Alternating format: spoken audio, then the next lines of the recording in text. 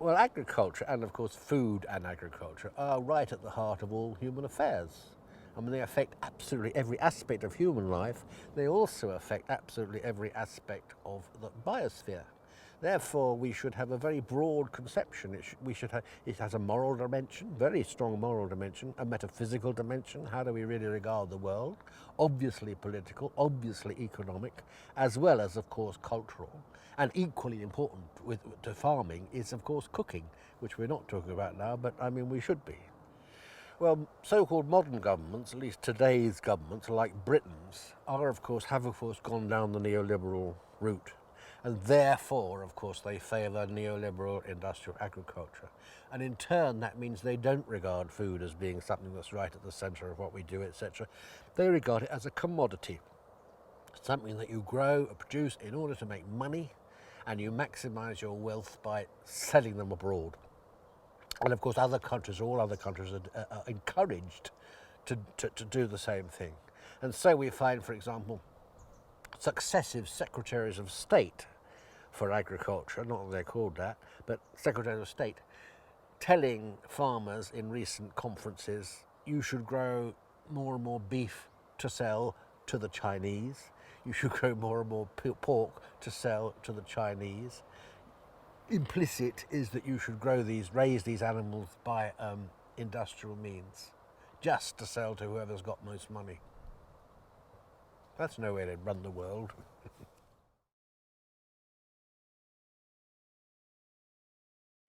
Well, just about everything's wrong with farming as it is today, actually. I mean, it would be perfectly possible, in fact almost easy technically, to ensure that everybody in the world has enough to eat. Not only now, but forever. And, well, you clearly don't do that. There are 7 billion people on the planet, on the Earth, of whom 1 billion are constantly in danger of starving. There's about another billion who have all sorts of things wrong with them, diet-related. Population of diabetics at the moment is more than twice the total population of Russia. I mean, that's quite a striking sort of statistic. It's cruel, it's really foul for animals. It's destroying the entire biosphere. Something like a third of the soil in the world is said to be seriously degraded. It's a major contributor to global warming. Everything's wrong. A few people get very, very rich. A lot of people get very, very poor. There's about 1 billion people living in urban slums who are largely ex-farmers or their families kicked off the land. Everything's wrong. And yet it will be easy to feed everybody, not only now, but forever, if only we did things properly.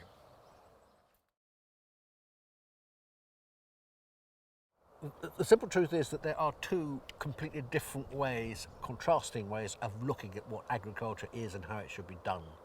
And on the one hand, we have what is now called, anonymously, because it's actually a very novel thing, but it's called conventional agriculture. And that says agriculture is just a business like any other. I don't mind it being a business, but that's where they start. Then, which I do mind, they have redefined, the neoliberals so-called, have redefined business to mean something that produces as much money as possible in the shortest possible time. So now we have agriculture which is designed just to produce money, make a big contribution to the GDP and all that kind of stuff. In order to achieve that, they go down the industrial route. And so farming is more and more industrialized. You treat farms basically as factories. You use the factory model. You make them as productive as possible because production means profit. You reduce the costs as much as possible, which means that you reduce the labour, preferably to zero. People are getting very worked up these days about robots and about smart robots. And you use tremendous inputs to maximise production, fertilizers, etc., etc. I'll stick with that. Fertilizers, herbicides, etc. All oil-based, incidentally, very, very damaging. And you have to, in order to keep the costs down, and in order to make it possible for the machines to take over from people, you have to keep the system as simple as possible. So you go for monocultures, wheat, maize, whatever, soya, as far as the eye can see. Huge units, maybe 30,000 animals, cows, stuck into one unit, and perhaps up to 1 million pigs kept in one single factory piggery. This is considered to be good and modern and all the rest of it. Concentrating, monoculture on this scale creates enormous problems. The best defense against disease and against pests is diversity, because then the pests can't really get a hold. So you're just opening yourself up to disaster, which you counteract by putting on more industrial chemistries, etc. So there we have it. We've got the neoliberal industrial model, and you have to practice it on the biggest possible scale, because then you get economies of scale. You could have 1,000 horsepower tractors instead, or combines, instead of having little tiny things like buzzing about. Now the opposite of that is what I call enlightened agriculture. And enlightened agriculture has three components, one of which is agroecology, where you treat farms as ecosystems and you treat all of agriculture as a positive contributor to the biosphere. The second component is food sovereignty, the idea of, which means that people have control over their own food supply. And the third is economic democracy, which we'll probably get to later.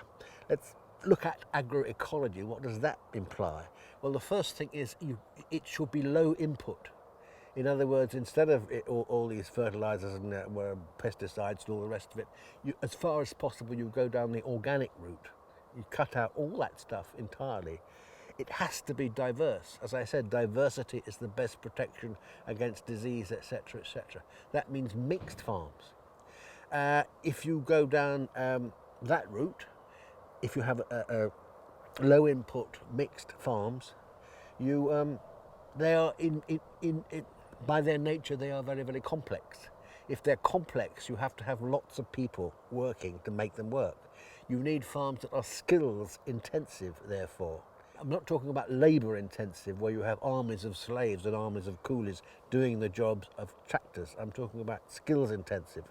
And skill has two connotations. One is actually sort of dexterity, where you're talking about people having green fingers, for example, which actually means something. I mean, people who can put plants in a pot and they don't die are different from people who can't do it. Anyway, but the other thing is that people don't realise is that farming, to do it well, is tremendously complicated, tremendously intellectually challenging. And people rate things like, we recognise that medicine, for example, requires tremendous inputs, etc. We put far too much store by bankers who we think are terribly clever. But although we rate these so-called white-collar jobs very, very highly, and in some cases rightly, farming, for some reason, we sort of traditionally look down on. We say, well, anybody can farm, anybody. No, it is probably the most intellectually challenging job that I've ever come across.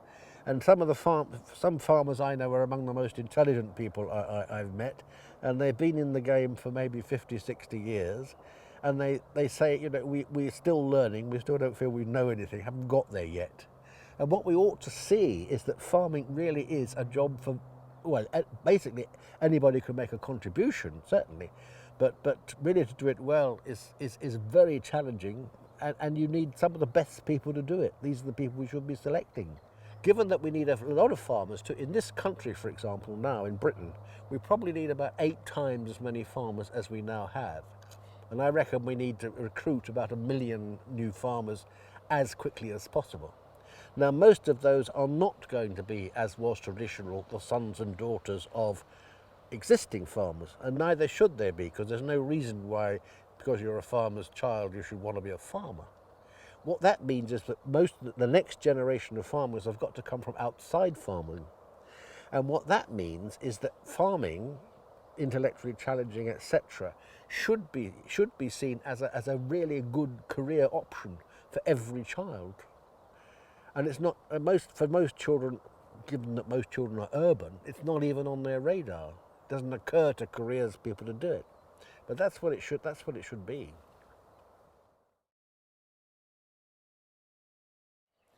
Well, present-day agriculture is called conventional, which is a sort of peculiar term given that it's very, very new, and agriculture is possibly 30,000, 40,000 years old, depending on how you define it. So it's a novelty, what we've got now, but it's called conventional nevertheless. A better term, a more accurate term, would be neoliberal industrial, because the whole point behind it, which has been around for about 200 years, is to treat agriculture simply as if it were an industry and designed simply to produce loads and loads of stuff. Economically, you regard it as a business like any other, is the expression. Now, I've got absolutely nothing against business. I think, virtually everything we do should be a business of one kind or another. But around 20-something years ago, no, 35 years ago now, the particular economic system known as neoliberalism took over the world, and that says that the whole point of business, in fact the whole point of life, is to make as much money as possible in the shortest possible time in competition with everybody else. So now agriculture is conceived not as a thing that creates good food for everybody, but as a thing which maximizes profit in competition with everybody else. That is vile. Modern agriculture, instead of being called conventional, should be called neoliberal industrial, because that actually is what it is. Now, if you go down the neoliberal industrial route, then you say we've got to maximize output because we're trying to maximize profit, and to a large extent profit is related to how much you sell. And you've got to minimize costs. And then you say you would define efficiency in terms of the ratio between the costs and the payback, the profit. That is considered to be very, very efficient. In order to minimize cost, you sack people. Basically, that's what it amounts to. It's called being labor efficient. In order to make that work, you introduce more and more high-tech industrial agriculture, industrial chemistry, and big machinery and so on, and smart machinery. And these, of course, become major industries in their own right. You soon find that agriculture has got nothing much to do with producing food at all, certainly got nothing to do with looking after the biosphere, certainly got nothing to do with looking after real human beings living in communities, everything to do with making a lot of money in practice for a few people, and with as few people as possible employed and with more and more machinery. What this amounts to, you then say, well, if you're going down this route, you've got to go for economies of scale. Because if you're using loads and loads of industrial chemistry and machines, you want the machines to be as big as possible. And therefore you want the estates to be big as possible. If you're trying to cut down the number of people, then you want the estates to be as big as possible, so that one person runs a huge area. An example would be for example, in Lincolnshire, whereas 100 years ago you might have found perhaps 100 farms on an area of, let us say, 2,000 hectares, about 5,000 acres. Nowadays you might find one person only employed looking after that whole area. The whole point about neoliberal industrial agriculture, it's zero labour, tremendously high input, both of capital and of science, on the biggest possible scale, huge estates. Now, if you go down the Enlightened route and you say, well, and which involves farming along the lines of agroecology, and you say, what is the best way to produce food if we want to produce food of high quality, enough but not necessarily the maximum amount, if we want to do it kindly without cruelty to animals, if we want to do it without wrecking the biosphere at large, how do we do it? And the answer is the complete opposite of the neoliberal industrial. Because the neoliberal industrial, you've got monocultures on the biggest possible scale, because machines can't handle complexity. If you go down the agroecological route, you want it to be complex and many different species as possible within anyone interacting with each other, like an ecosystem. You want the individual crops and the individual livestock to be genetically diverse, whereas the industrial route, you're looking for clones of the most productive creature.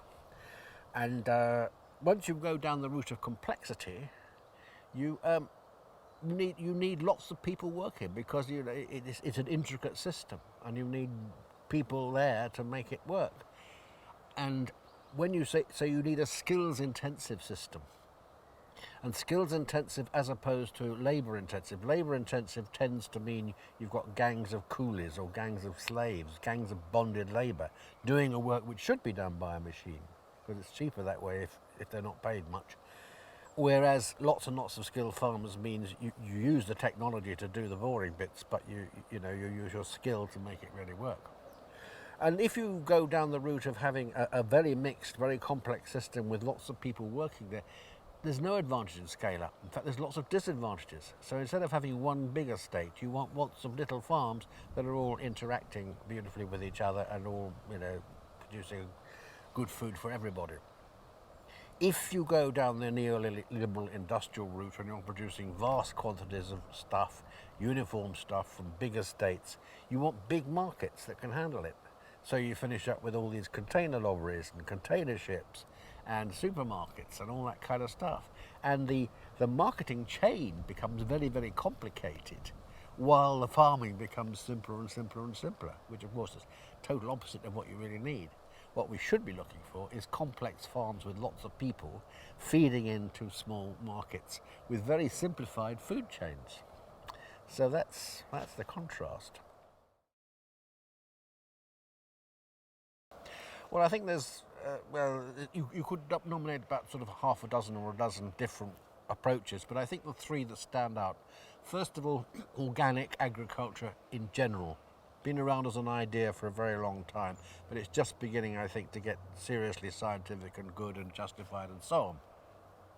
Secondly, I think within organic agriculture there are some particular problems, one of which is organic arable, because arable has become very, very industrialized. You're talking monocultures on the biggest possible scale, big machines. And when you come to do the cropping, in general, you sort of sweep the whole thing aside, leave the soil bare, etc. Whereas with the organic approach, you want to never let the soil be uncovered, for example. There should always be some cover crop. And also with conventional so-called industrial arable, you're throwing in loads and loads of insecticides, pesticides, fertilizers in particular. Well, no, you want the fertility to come from within the soil itself, so you need to be planting legumes and all that kind of stuff. So organic arable, I think, raises particular problems. A third area, which I think is of particular interest, is pasture feeding of livestock. And about 60 years ago or more, people moved away from sort of traditional grass feeding to producing industrial grass. ICI were very strong in those days, and they were pushing the idea you must put on loads and loads of nitrogen, and you want special grass, custom-bred ryegrass, which responds to loads of nitrogen. So it was a very industrialized way of growing grass. And then we went one step beyond that and said, no, chuck out grass to a significant extent, feed cattle even on concentrates, cereals and soya, much of which you just import from the far part of the world. And the modern sort of CAFOs, what are they called?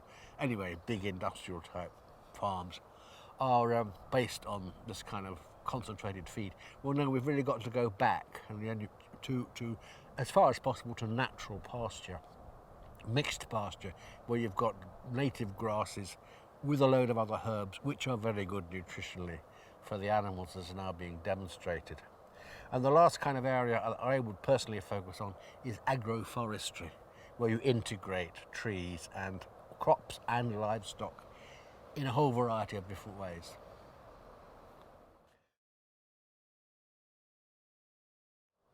It is, to me, a tremendous irony that if you start suggesting we should start doing the things that enlightened agriculture demands, i.e. small, mixed, complicated farms, etc., then the powers that be will accuse you of being unrealistic, as their great term. What they mean by unrealistic is that you're not focused on making money, and you're not focused on making money for a small number of people, which is what they mean by realism. However, what they mean by realism is killing the whole world. It's destroying the biosphere, it's leaving millions hungry, etc., etc. How can that be realistic? How can that be sensible? And what we're suggesting, it's based on fundamental biological, ecological principles. How can you make the world work? And it's based on fundamental moral principles. What is it actually right to do? Now, surely that has got to be more realistic than what we're doing now. The defenders of the neoliberal status quo say that the kind of way of operating that they are recommending and the kind of economy that they're recommending based on profit, etc., is natural, because they say it is human nature to want to get rich, human nature to want to dominate, human nature to be competitive.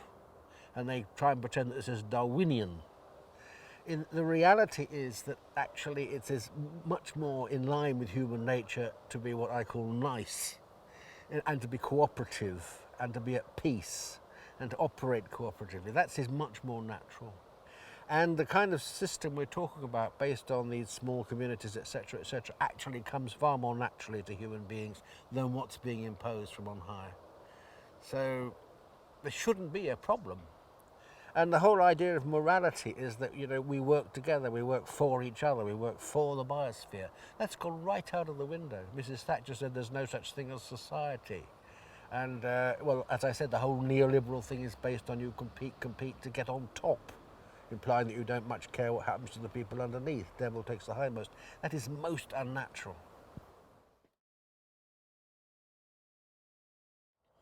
When people talk about capitalism, they mean sort of several different things. I mean, to some extent they mean an ideology with fat cats and all that. To some extent, actually, all they mean is a series of financial mechanisms. Now, many of those financial mechanisms work perfectly well, could work in our favour, including the idea, for example, of the small business, including the idea of the social enterprise, including the idea of lending, for good purposes. Now, all those things we should embrace. So, sure, what I'm talking about is nothing sort of revolutionary. It's just using financial mechanisms sensibly for the public good. Who doesn't think that's a good idea?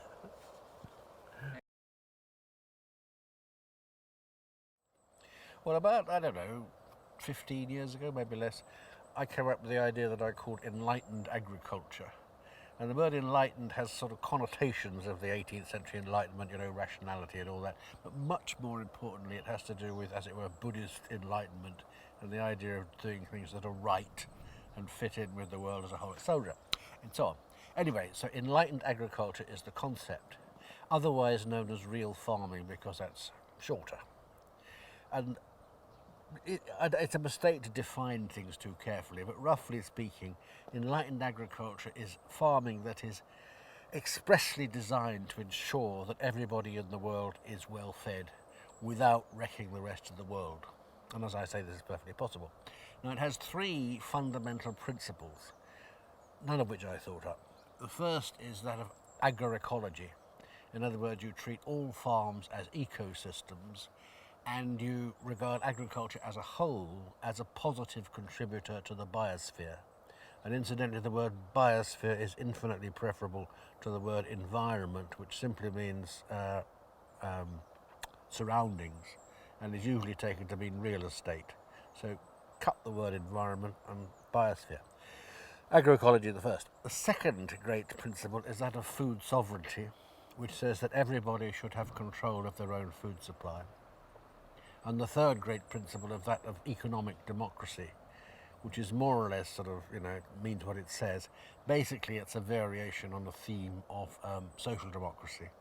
In other words, a mixed economy, etc., but genuinely geared to the well-being of people and the well-being of the biosphere, as opposed to being geared to the simple creation of wealth and profit, which basically finishes up with a few people.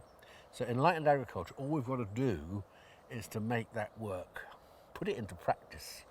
It would work if we put it into practice, but put it into practice.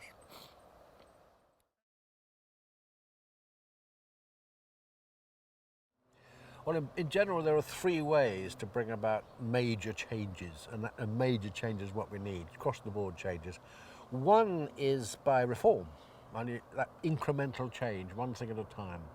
It's not going to work on its own. It's useful, but not going to work on its own. There's no logical route that takes us from where we are to where we want to be. The second possibility is revolution, where you go out and you deliberately have a fight with the powers that be. Not a good idea. We'd lose that one. And the collateral damage is enormous, and you never know how a revolution is going to finish up. They never finish up the way the instigators intended. The third possibility, which is the one I'm recommending, is renaissance, which literally means rebirth. Start again from first principles. And the point is that we, people as a whole, us, ordinary Joes, can start the kind of things that are needed to change the world. So the Renaissance has to take part in situ by us. And if we're focusing on agriculture, which we need to, because agriculture is right at the middle of everything we do, we can call it an agrarian Renaissance.